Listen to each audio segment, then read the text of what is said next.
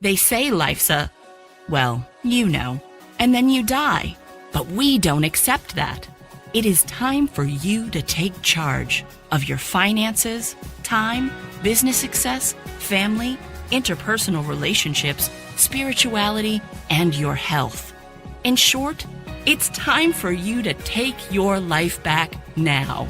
L. David Harris and his team will help you do just that through one-on-one life coaching sessions, in-person seminars, webinars, and other trainings. Come on, tell the truth. You're ready, aren't you? Take your life back now with L. David Harris. You won't regret it. Hello, hello, hello. My name is L. David Harris. I am your favorite life and success coach, and this is Amplify This Moment. I'm thankful that you are here investing this time with me in the middle of the day. Well, at least most of you, it's the middle of the day. And I want to say thank you for your support and your well wishes. And today, in our few minutes that we have together, I just need to say something to you. You see that? Don't be fake. No, the microphone didn't stop. Don't be fake.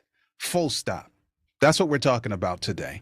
I think there's an epidemic of fakeness out here, and we need to really learn how to be authentic, not just our authentic selves in the sense that I talk to you from a coaching perspective, meaning to embrace who we are and live in that reality, give permission to ourselves to be our best selves as we are. Yes, there are ways that we can grow, and certainly if there was a moral problem, we need to address that with the Creator. But basically, be who we are, embrace the reality, get the best out of the positives, and then learn to get around and to grow beyond the negatives. And everybody lives happily ever after. That's how you build great teams and organizations and companies and in ministries. Got it. But today, that's not what I'm talking about. I know I'm breaking the mold a little bit here. I'm talking about not being a pretender. Do not be a pretender. Do not be a poser, because posers are losers. That's where we're going today. And here is the concept. The one who pretends to be rich. Oh, we have a context here. The one who pretends to be rich and yet has nothing. Another pretends to be poor and yet possesses great wealth. Now, it'll sound like I am speaking out of both sides of my mouth just for a moment here. So when I say don't be a pretender, don't be a poser, right? Don't be a fake person, I am saying don't try to portray yourself in a light that is flattering for others to believe a lie, right?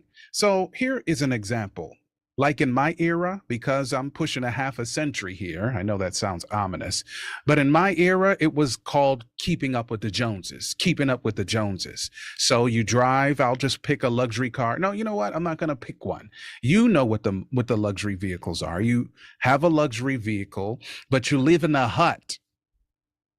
You have a luxury vehicle, and when I say hut, I am saying something colloquially.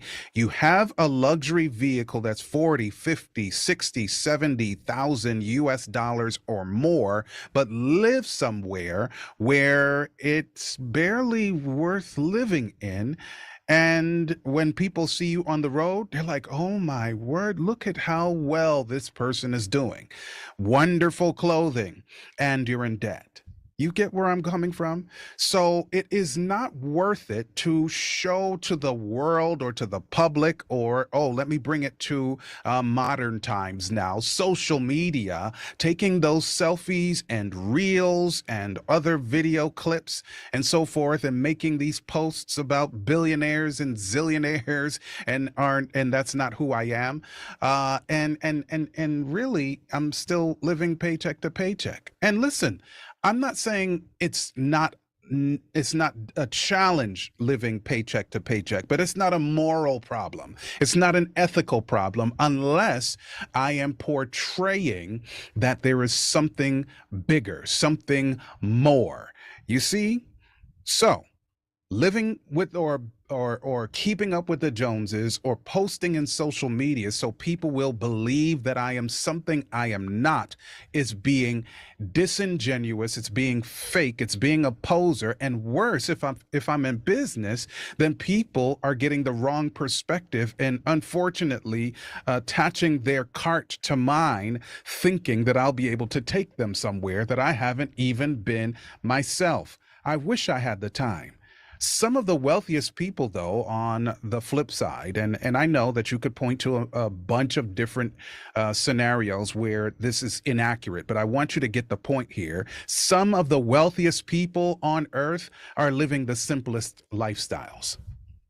And notice I said wealthy. I didn't say well-to-do. I didn't say upper middle class. I didn't say, any other of those words that sometimes we mistake for wealth. I'm talking about actually wealthy people, generational wealth. A lot of times you have them in your communities and don't even know it. I have lived in rural America before, and I would see men and women driving pickup trucks, quite costly pickup trucks, but they were driving pickup trucks and living in modest homes instead of driving these 3 and 4 and 500,000 US dollars vehicles and living in mansions. You see where I'm coming from? And again, I'm not trying to demonize mansions or anything fine or fancy. What I am saying, though, is that we need to be honest with what we are portraying and not be pretenders. Do not be fake. That's my time. My name is L. David Harris, your favorite life and success coach. If you need me, call me. Peace.